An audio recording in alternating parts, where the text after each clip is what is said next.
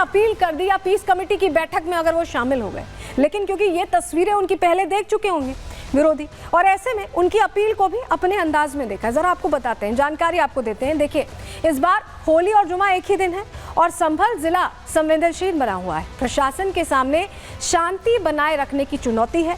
CO अनुज ने शांति बनाए रखने के लिए ही बयान दिया। उन्होंने कहा कि रंग से अगर परहेज है तो घर में नमाज पढ़ें, नमाजियों के बीच उपद्रवी आ सकते हैं। उन्होंने शक जाहिर किया था इसका 24 नवंबर को बाहर से ही, क्योंकि उपद्रवी आए थे और किस तरह की स्थिति संभल की हुई थी ये हम सब ने देखा है। हिंदू पक्ष को भी सीओ अनुज ने समझाया था, सिर्फ मुस्लिम पक्ष को नहीं। ये सुन ले समाजवादी पार्टी की क्या कहा था। उन्होंने कहा कोई रंग से बच रहा है तो रंग ना डालें। सीओ के बयान से सिर्फ विपक्ष और मौलाना परेशान है और वो बयान का वही हिस्सा सुन रहे हैं, समझ रहे हैं जो उनकी फायदे की राजनीति के लिए है, और यही वजह है कि इस तरह की बात कह रहे हैं। लेकिन उनकी नीयत साफ है। उन्होंने दोनों समुदायों से अपील की है और क्या अपील की है ये हमने आपको बताया।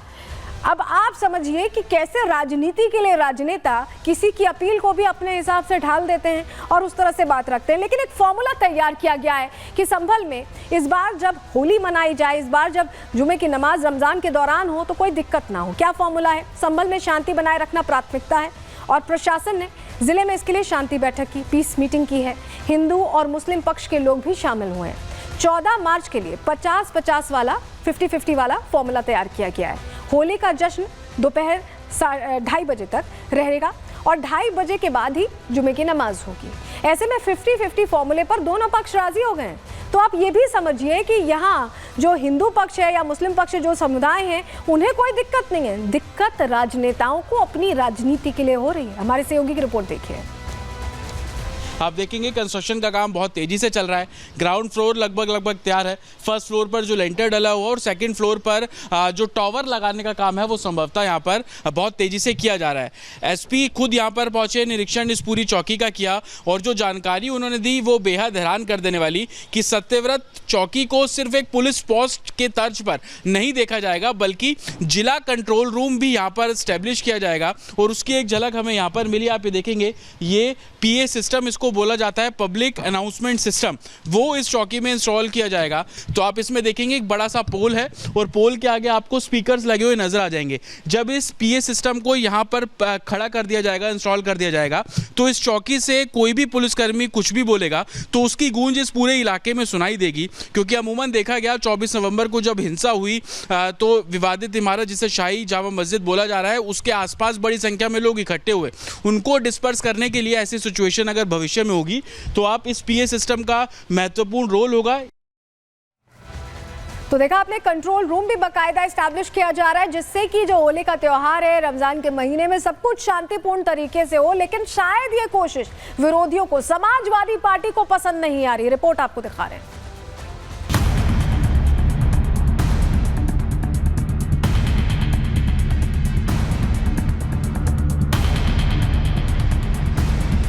चाहता हूँ सब मिलकर वही खेलो, मेरे भी रंग डाल लो, मैं तुम्हारा डाल लूंगा, ठीक है? हिंदू मुस्लिम सब होली। इस साल होली और जुमा एक ही दिन पड़ रहा है। ऐसे में संभल हाई अलर्ट पर है।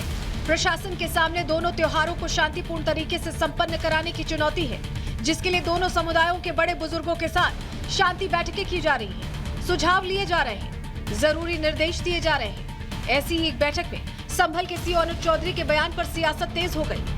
साल में 52 जुम्मे होते हैं और होली का एक दिन है। जैसे पूरे साल ईद का इंतजार करते हैं तो हिंदू पक्ष भी होली का इंतजार करता है पूरे साल में। तो ये बहुत प्यार का त्योहार है, तो ढंग शांति से ये निपटना चाहिए और जो लोग इसमें उपद्रव पैदा करेंगे तो उनकी बख्शिश नहीं होगी किसी भी हालत में। अनुज चौधरी ने ये वार्निंग उन उपद्रवियों को दी है जो धर्म की आड़ में सौहार्द बिगाड़ने की साजिश रचते हैं। सीओ अनुज चौधरी ने ये वार्निंग सिर्फ मुसलमानों को ही नहीं बल्कि हिंदुओं को भी दी है। अनुज ने साफ कहा है कि अगर कोई रंग से बच रहा है तो जबरन रंग न डालें। लेकिन समाजवादी पार्टी और कट्टरपंथी मौलानाओं ने अनुज के आधे बयान पर सियासत शुरू कर दी है।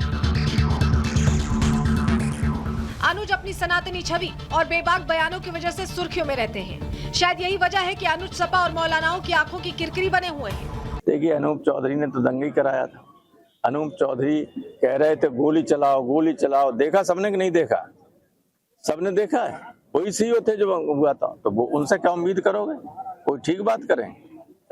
जब कभी व्यवस्था बदलेगी तो ऐसे लोग तो जेलों में रहेंगे। संभल सीओ साहब के लगातार जिस तरह से बयानात आ रहे हैं, उनके मेरा मशवरा ये है कि अब उन्हें नौकरी छोड़ के और जो है वो जब वो राजनीति ही कर रहे हैं तो उन्हें राजनीति में ही आ जाना चाहिए।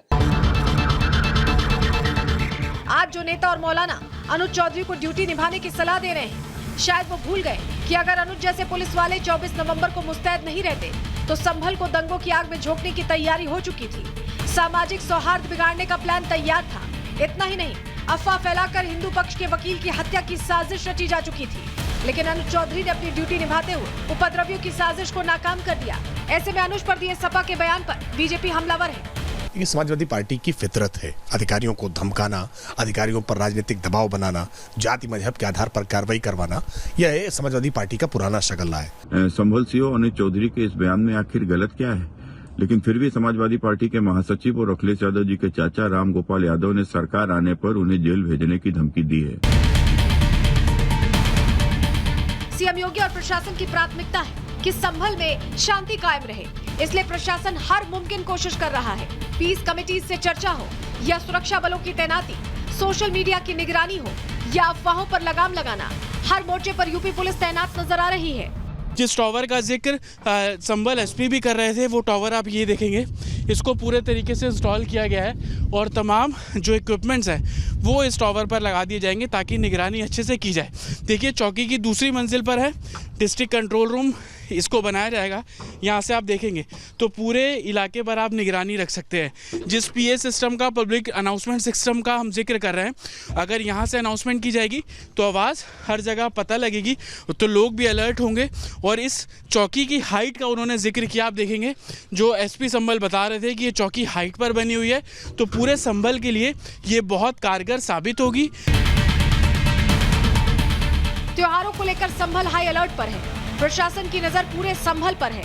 14 मार्च को यहाँ होली का रंग भी दिखेगा और जुमे की नमाज भी अदा की जाएगी, लेकिन इसमें किसी ने खलल डालने की कोशिश की तो बाबा की पुलिस उपद्रवियों की सर्जरी के लिए तैयार मिलेगी। Bureau report, Republic Bharat. और चलिए आगे बढ़ रहे हैं, अगली खबर का रुख कर रहे हैं। अब बात बिहार की हो रही है, क्योंकि बिहार में पहुंचे हुए हैं बाबा बागेश्वर। हनुमंत कथा का आयोजन उनकी तरफ से किया गया और हनुमंत कथा में देखिए लाखों लोगों की भीड़ पहुंच रही है और यही भीड़ विरोधी दलों की टेंशन बढ़ा रही है। चिंता ये हो गई है कि कहीं ऐसा ना हो कि इस बार का जो चुनाव है, क्योंकि चुनाव सर पर है बिहार में, इस बार का चुनाव कहीं सनातनी एजेंडे पर ना हो जाए और कहीं इसका फायदा एनडीए को ना मिल जाए। सबसे ज्यादा टेंशन में लालू प्रसाद यादव है। विरोधियों की टेंशन बढ़ाती है इस भीड़ पर। पूरी रिपोर्ट आपको दिखाने जा रहे हैं। चलिए सबसे पहले तस्वीर के जरिए शुरुआत करते हैं, क्योंकि तस्वीर देखना जरूरी है कैसे हनुमंत कथा में लोगों की भारी भीड़ पहुंच रही है। जरा आपको दिखाते हैं, तस्वीर दीजिएगा। ये देखिए, लाखों हिंदुओं की भीड़ बाबा कथा कर रहे हैं, हनुमंत कथा सुना रहे हैं और उनके पहुंचने से ही पारा बढ़ गया है बिहार का। जो ज्ञान की भूमि है, बिहार की वो धरती जो भक्ति की भूमि है।